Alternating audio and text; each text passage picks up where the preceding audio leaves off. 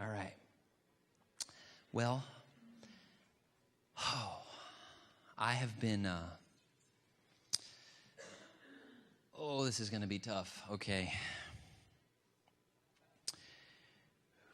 It's an easy message. It's just tough to say it. It's just, okay. So I've been looking forward to this for a long time.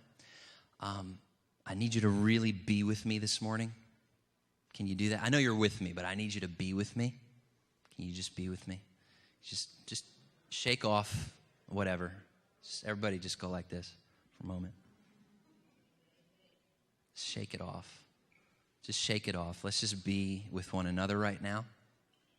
Let's just be present. I need you to focus in.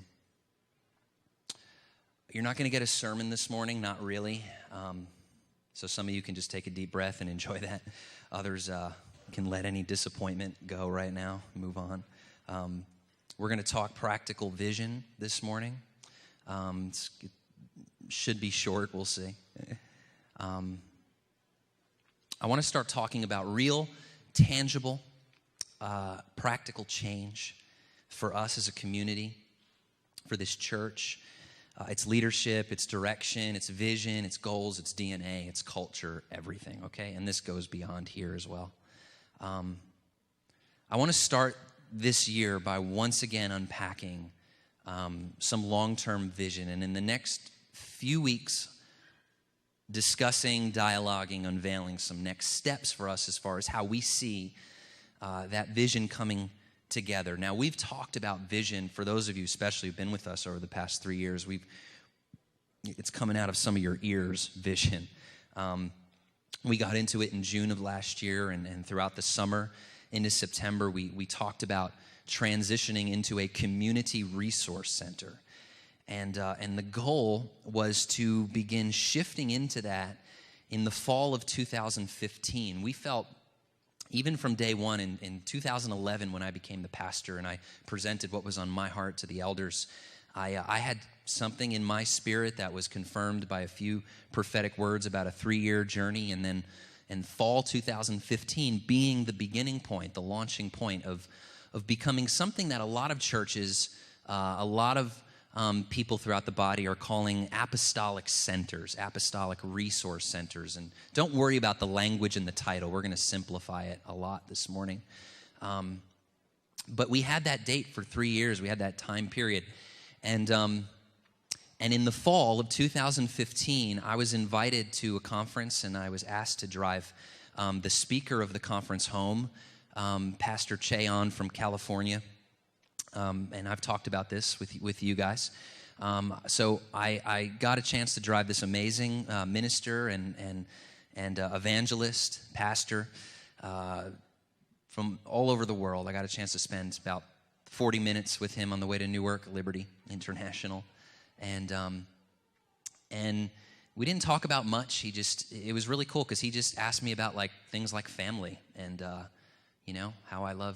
did I come to love Jesus? Like he was very real, down to earth guy. And I like that. I respect that, especially from, somebody who's got a big name in the particular circles that he walks in. He's very humble. And I got an email about 3 days later from a guy who's spoken here, Brian Simmons, who said that Cheon was inviting me to come out to California for a special training that he was doing with about 20 people. So I was just blown away by that, and I went out to California, and I get there, and I had no clue what to expect. I just knew that I was supposed to be in Pasadena. We presented the need to the church. You guys helped finance the way for me to go to this week-long training. And I get to this training. This is fall of 2015, right? This was November. And Cheon brings in some guest speakers, and all of them start talking about how to transition your church into being an apostolic center. Now, I don't know if you caught the timeline of that. This was something in 2011. We were writing down, I can show you the document saved on my computer from 2011 about transitioning the church, starting in 2015, fall specifically, into being an apostolic center. I get randomly invited to something that I was not looking for or asking for. that is all about training leaders on how to transition their church into being an apostolic center. So if that's not confirmation that you're moving in the right direction, I don't know what is. So the vision for us was always to begin moving into a new structure and a new identity in that time period. Now, some people think we didn't do this. We didn't actually get started with any of the new vision, but we actually did. We actually took one of the most important steps forward in the fall that we could take. In fact, it's something that the Israelites often did when they prepared for battle. It was the first thing that they did. So the Israelites were a tribal community. They were formed by 12 families, 12 tribes. And whenever they moved into battle, God often said, I want you to send the family that descends from Judah, the tribe of Judah first, into the battle. Now, Judah represents two things to us, okay? Judah, first of all, is the tribe from where the Messiah comes from, right? Judah is the tribe that Jesus arose out of. And so Judah speaks to the message of Christ. It speaks to his work. It speaks to everything that he accomplished. That is what goes before us. A revelation and an understanding in the heart, not in the mind, in the heart of hearts, in the deepest places within you of the cross is paramount to moving forward spiritually. So we started in September with a series on communion, and we just talked about how to really feast and digest regularly, individually, and as a family on communion. Judah also means, the name Judah means praiseworthy. It represents praise. And also, whenever the Israelites were going to go out into battle, they would send the worshipers first. They would send the musicians first into battle. Why is that? Why do you think? That's not exactly the best strategy when you're trying to beat up, enemy nations who want to cut your head off. Yeah, that's good. So Ginny just said you're declaring God's victory, his presence, his glory. Worship, praise opens things up. It really does, because it reminds your own soul. Remember, our greatest enemy is forgetfulness. It reminds our own soul of the goodness of God, his victory and his love. And when you praise, when you sing, when you celebrate, when you meditate on him, the atmosphere changes around you. And because of that, the atmosphere changes well beyond you. So the worshipers went first. So in October of 2015, we started to really focus on worship, and we've been teaching on worship. We had Steve Kynan come in and lead worship, a former worship leader here. Jackie Bauer gave a wonderful message on praise and worship together. And we've made a transition in our worship team and started church at 10. So things are moving forward, maybe not totally clearly in the natural, but in the spirit, things are moving forward. And the reason we start with this is because we don't want to be a program-driven church, okay? We have ideas for awesome programs, but we don't want to be program-driven. We want to be a presence-driven church. What does that mean? Let me get some help this morning. You're going to participate with me and help me along. All right, what is, just raise your hand. What does being presence-driven mean? What is that? Somebody else other than Ginny? Dan? More of a faith and action-based presence as opposed to just preaching, going out and doing. I like that. So actually being, actually embodying, acting. Being the hands and feet. That's cool. That wasn't the direction I was going in, but that's totally where it leads, and that's what it's all about. Jenny. I really hear what you're saying is it's the Spirit of God showing us, directing us, and we're responding to his Spirit, not programs that look good. Yes. Awesome. Thank you. We want to be led by the cloud, We want to be led by the mind of God, the presence of God, because his wisdom is beyond the wisdom of man. It's beyond anything that we could possibly conjure up and figure out by having, really good meetings and getting our laptops and paper out and brainstorming all these things. I know God is in that, and he uses that stuff, but that's not where it begins. And so we've even made a commitment amongst the elders to really start praying more than we actually meet to discuss business. And we have an agenda often when we meet, but we've extended our time to just kind of soak in the presence of God and let the Spirit of God guide the agenda and not let the agenda guide our time. So it's just little things like that. Again, nothing major. We're just sowing little seed into our DNA as a church to build foundations so that when our roots and our branches end up spreading out, it's rooted in good soil. It's rooted in the soil of presence. So the next major change that we're looking at relates to leadership structure. It relates to how ministry is done. And it also has to do with getting the whole community of the church on the same page, biblically, spiritually, heart to heart.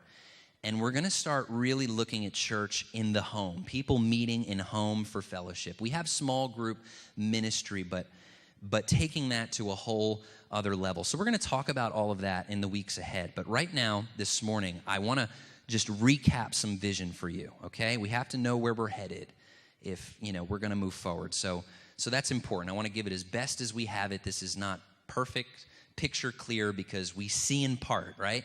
We prophesy in part. We don't know the full picture, but we do have little fragments of the vision, and that's what I want to give you. And some of this is re-emphasizing things that we've talked about before. Okay, so you still with me? Still doing good? Okay. I feel like I'm like this. I have this low meditative trance voice, so I want to shake up my voice a little bit and get you engaged here. Did you know that change is a vital element of growth? Yeah, you can. There's no trick question, trick answer to that one. Yeah. How many people here have advanced and matured in their life without any change?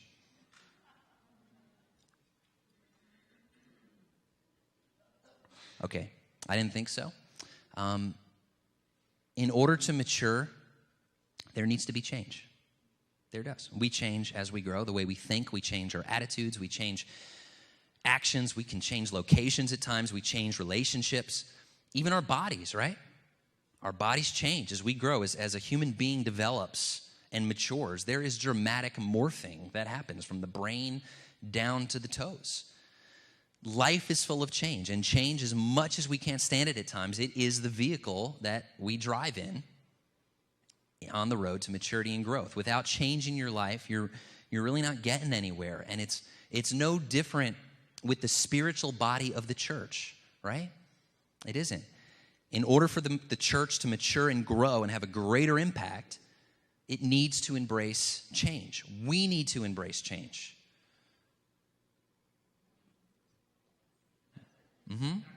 Okay. Turn your attention to the screen. Do we have the PowerPoint?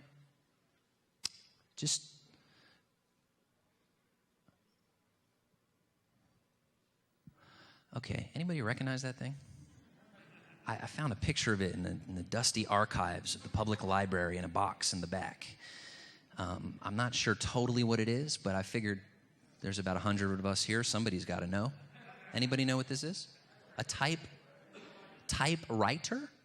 Oh, typewriter. Okay. So, did you know that there was an age of humanity before the backspace button? Somehow, guys, I don't want to overwhelm you with this, but somehow men and women and children survived the earth without a backspace button and a delete button. I don't know how they did it. I guess it's one of those things when you're in the situation, you just white out. Yeah, white out.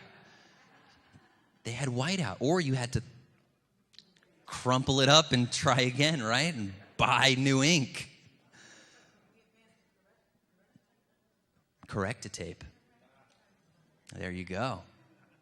I like that stuff too. Your mother typed your papers. Ooh, this is confession time. So things have changed a little bit, huh? You ever see the format section of Microsoft Word? Anybody know Microsoft Word a little bit? You ever see what you can do in comparison to that thing? Unbelievable. Okay. How many people here know what this is on the screen? All right. 8-track player. Yes. People would have those, see those nice, bulky, boxy tapes right there? They'd carry them around, put them on the shelf, and they'd put them in that machine right there. And they would listen to their music on that. How many people here are still bumping to 8-track? Anybody? Kathy Glatz, that doesn't surprise me. Anybody else? All right. How many of you bust out the 8-track player in the mornings and get jiggy with it? Any? If you had it, you would. Okay. Yeah, not a whole lot of us, right? I think the world has kind of moved on a little bit. A little bit. I know that there's probably a niche group of people that are still dancing out to 8-track. I'm sure there's people out there that enjoy their 8-track player and listen to it in their garage or something. But the odds are that the majority of people are not in that boat, in that garage. The world has moved on to other methods of listening to music. All right, let me tell you something with this. Okay, look at that typewriter again. The art and the discipline of writing, in and of itself, has never changed. Writing will always be around, okay? From the dawn of civilization, that actually marks the dawn of civilization, actually, is writing.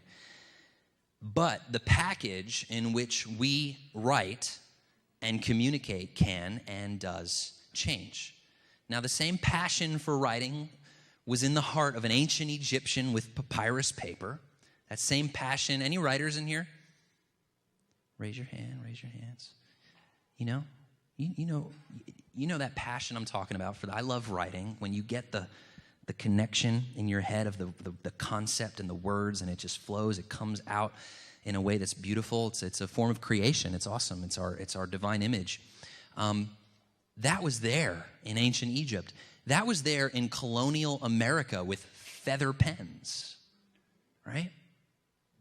It was there in the heart of American novelists on that machine. It was there.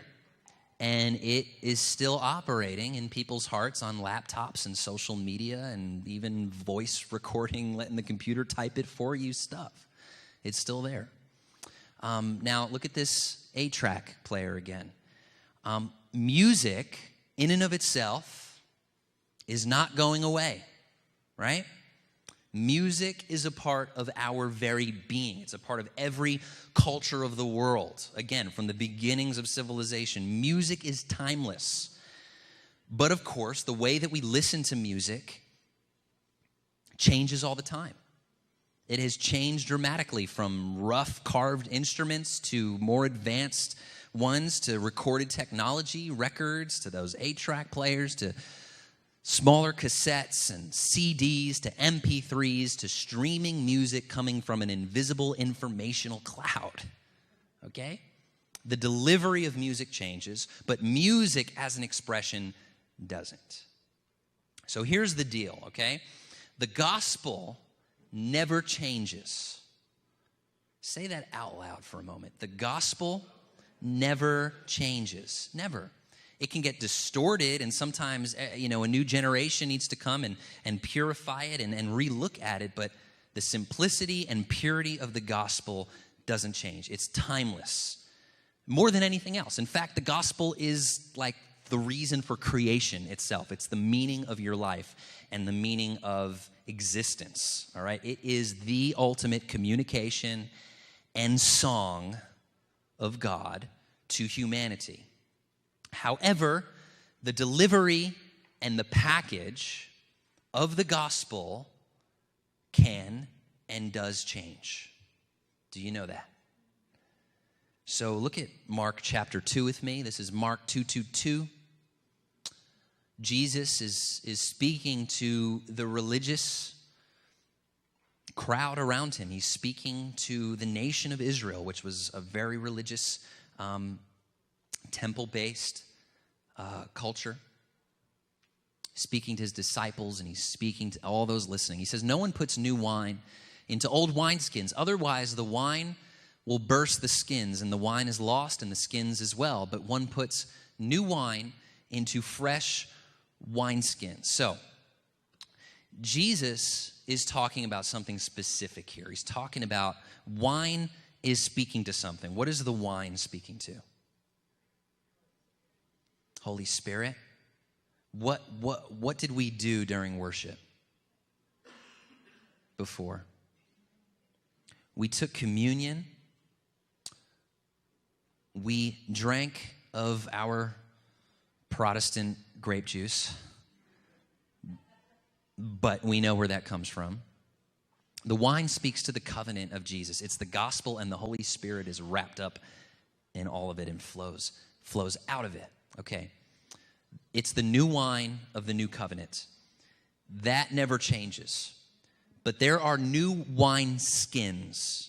You know what a wine skin is? It's an old pouch. Thank you. That's helpful. I'm trying to think of the word. You've all seen like pictures of people drinking out of water in the desert or in movies, that kind of thing. It's that. It's a container. It's a pouch. Some of them got very big, and it held wine. So the container of the gospel, the container of the expression and the enjoyment of the gospel does change. Everyone here is in a certain container or has been a part of a certain container and expression of the gospel of church. But what you experience on a Sunday morning, let's just say this church right here, what you experience in the way our leadership is structured, the way ministry happens, the way worship happens, it is nothing like what people experienced 500 years ago. I mean, and 500 years before that, it's as radical as showing, somebody from the 1500s an iPod. It's just, wouldn't make sense. What do you mean I carry all of these musicians in my pocket? Like, it's just, that's nuts. It's absolutely crazy. But there's been change. That's some major change. And it's the same with the church. The church has morphed over time. But the wine within it, again, though there's been plenty of people trying to pollute it and water it down, you can't get rid of the true wine of the covenant, and it's always been there. Here's what I'm getting at, folks, okay? We are in a day and age, we're in a time period where a completely new wineskin and expression of Christianity needs to be constructed. The church as we've known it has become like this. That 8-track player, big and bulky and not always convenient. Now, people of 8-track disposition and love will argue with the validity of that. And they will talk about, some of the changes happening in the world and the church not being healthy or good. And you know what? There's a lot of good reason for that. I'm not here to argue that point. I would take an old record or vinyl over an MP3 file anytime. I mean, that's okay, but I don't have the money or the time or the passion to stock my home with vinyl. I just don't do it. So I can enjoy that every once in a while, but that's not where the world is anymore.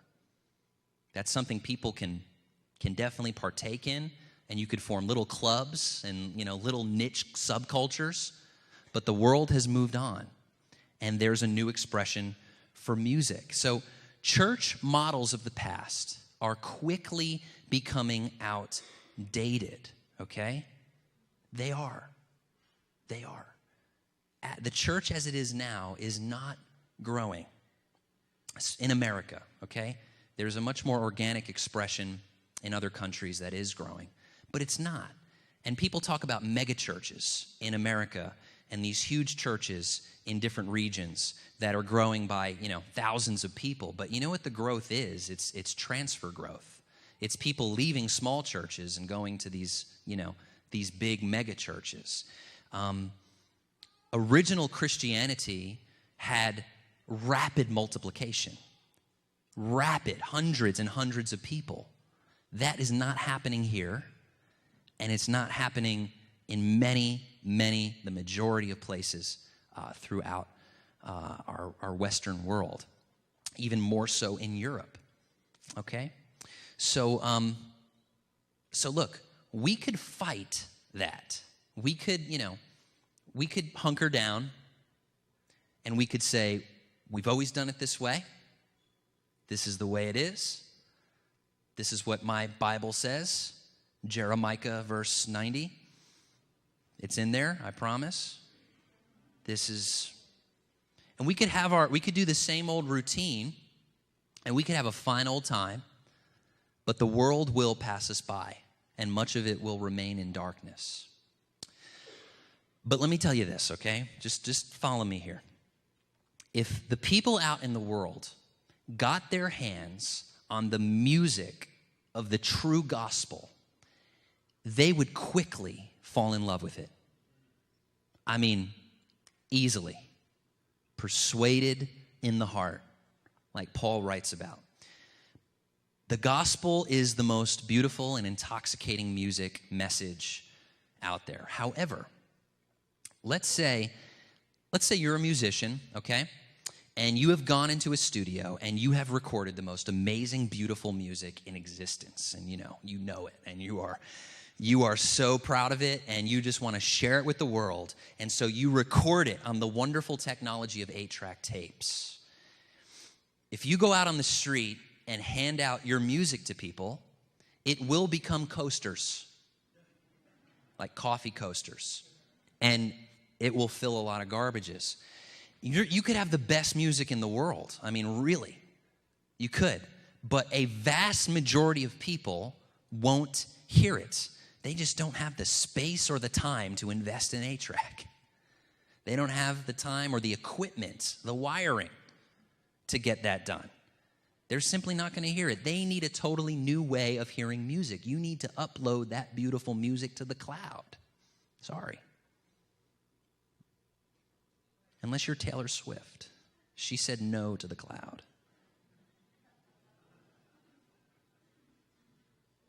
Never mind. You guys understanding what I'm saying? He who has an ear, let him hear the parable, okay? All right, so what am I getting at? What new structure, what new output, what new wineskin is God bringing about in the church? Well, we've laid plenty of breadcrumbs along the way for 3.5 years about this. I'm not going to share anything spectacularly new for you unless maybe you're new to this specific place. But I want to begin speaking very clearly and hopefully very practically about some of this stuff. Now, depending on how much you love your 8-track church, this might offend you, some of what I'm going to say. So please try and realize that it is more about the music than the music player. The player is important, it is. The wineskin's very important, but it really is about the music. Look, I love VHS tapes. I do. There's something about the bad quality video and the ripples and that up and down audio in the beginning that just melts my heart nostalgically. I love VHS movies. But I wasn't outside Sam Goody protesting in 1999 when DVDs came out. Or Blu-rays. I still don't have a Blu-ray player, but I'm okay that the world is moving on to a new freaking form of playing movies. Anyway, it's okay. Change is okay. Can I get you guys to say that out loud? Change is okay. All right. Was that Siri? Can you make Siri say change is... No, never mind. She argues with you. She won't say it. I've tried. All right. Okay, so let me start here. I want you to know that I have an evangelistic heart. I speak to people far outside, beyond the confines of this church, and I love speaking to people who have no interest in what we do every Sunday. My heart burns in love for people like that. But I want you to know that a lot of people outside of our circle here, are not interested in going to church services these days. They're not. And you can say that the reason for that is that they're spiritually lazy and they're uncommitted and they're falling away from grace. You can sit on God's throne and judge them. That's fine. You can make yourself comfortable in that spot. But I know for a matter of fact, because I've had face-to-face time with people, that they are very interested in the love of God. They're very interested in encountering the love of God and the power of God. And they are also starving for community and for relationship. Now, when you boil down the definition of church in the Bible, not Jeremiah chapter 9, the Bible, what it really has to say, not what man's traditions have to say about church, it's very simple. It doesn't lay out a 10-step church growth, this is what it looks like plan. But it does give us DNA of church. It does give us the essence of church. And I think God meant it that way because he wanted the church to be a seed. He didn't want to tell us what the oak tree looked like. He wanted it to start as a seed. And people have been trying to control that seed for thousands of years. But God, he'll keep moving on, and he'll keep forming the church into what it's supposed to be. And there will always be people who fight against the goads and, all that stuff. But God will continue to move. And then 200 years later, we'll look back and say, wow, that was God. that was him. Anyway, the Bible says very simply that the church really is about those people who are filled to all the fullness of the love of God and the presence of God. That is the church. It is a people being consumed with love and giving that love away. And it's a people that gather together. It doesn't specify what that gathering looks like. It doesn't. It just says that they gather, they assemble, they encourage one another, they build one another up. There is teaching, there is prophecy, there are gifts of the Spirit, all that stuff. But it leaves it very vague. It leaves it right out there. So I see a wonderful connection point when I talk to people out in the world who've got no interest in church services, and yet there is still a hunger for church, the true church. Are you guys with me? So, next question, important. Does that mean, Nick, that we shut down the building? Are you saying we need to stop having our services? All right. I asked the Lord that seriously a year and a half ago. I wasn't going to scare you all a year and a half ago and tell you that. But I did. I asked the Lord that. We actually came very close. We faced a real life situation of possibly losing the property. Those who were members at the time know some of the stuff going on in our denomination when we transitioned out of our past denomination.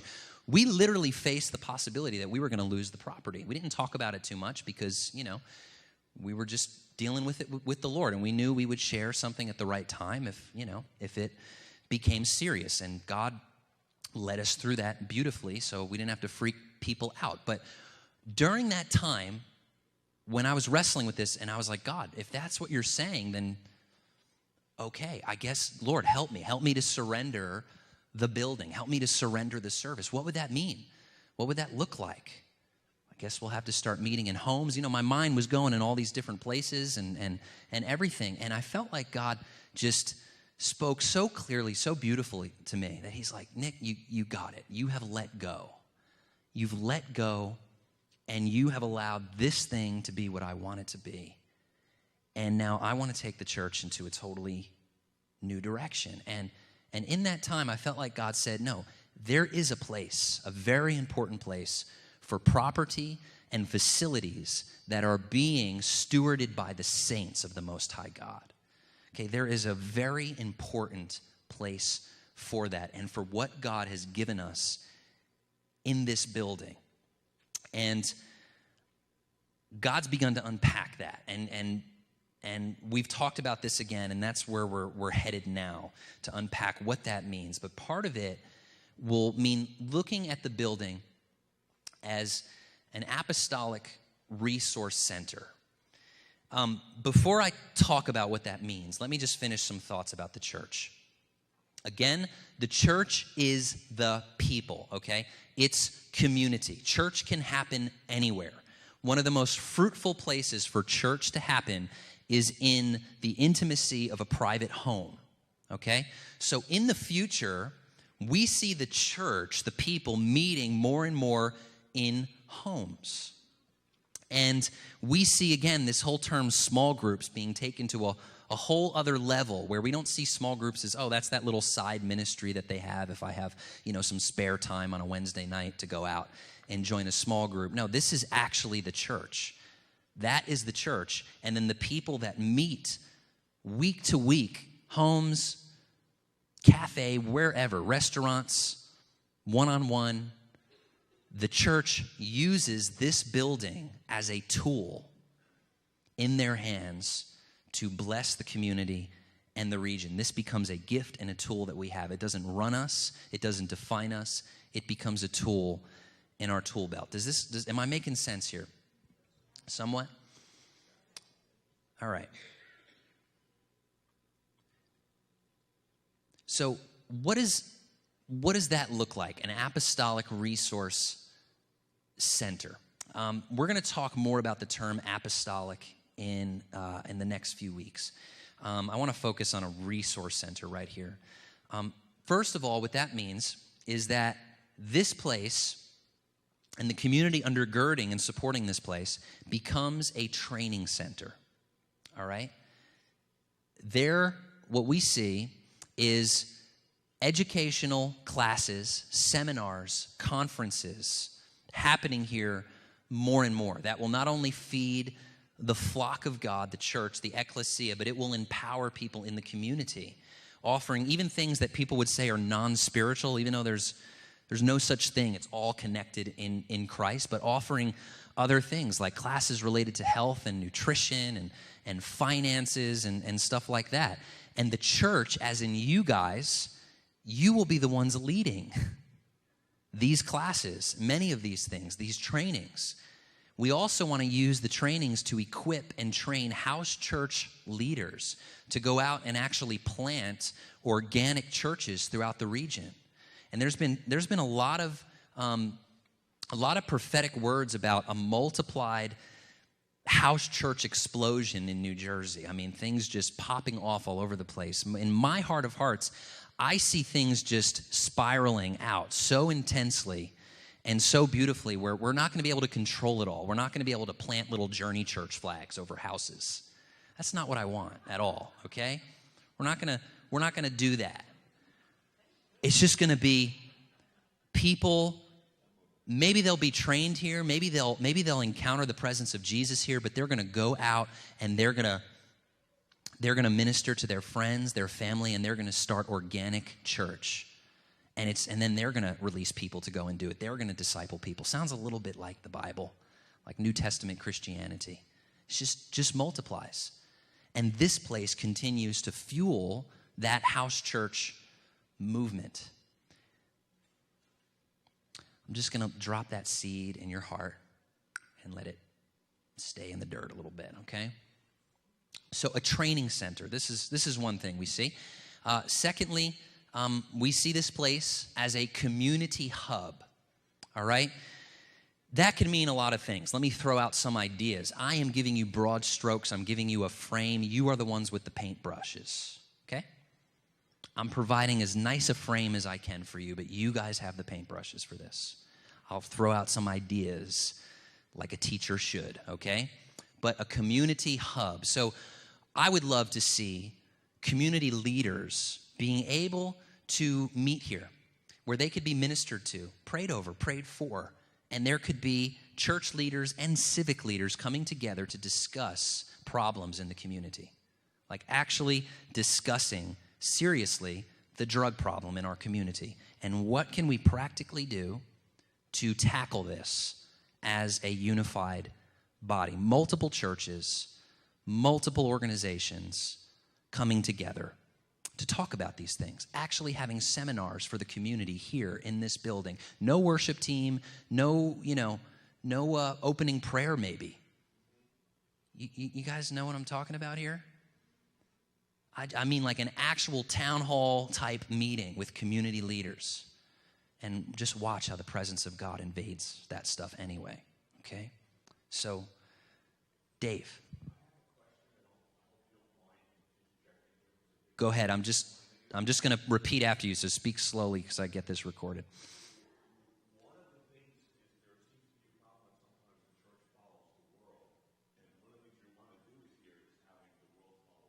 Mm-hmm. So that is accurate. So Dave said a lot of times the church follows the world, so the world starts making YouTube, so the church creates GodTube, right? And but we really are called to be the light of the world, right? And the world should really be following after the light and the salt of Christ. I saw Brian Simmons this weekend. Many of you remember him. He came and spoke here earlier in the year. He did a conference in Harrisburg. He made a comment that just slapped me in the face, just slapped everyone in the room. He said, "The scriptures do not say the hope of glory is Christ in heaven. It says the hope of glory is Christ in you."